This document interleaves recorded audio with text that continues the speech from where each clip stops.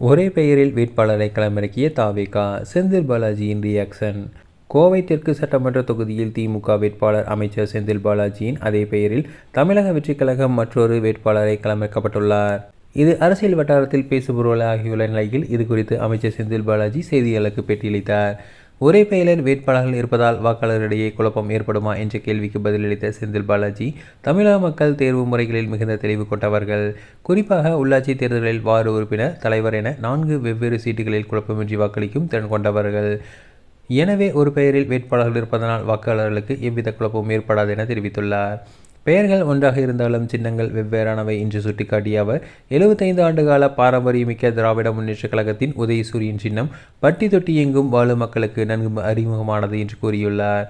சின்னத்தை மக்களிடம் கொண்டு சேர்ப்பது அவர்களுக்கு ஒரு சவால் அல்ல என்றும் அவர் உறுதிபட கூறியுள்ளார்.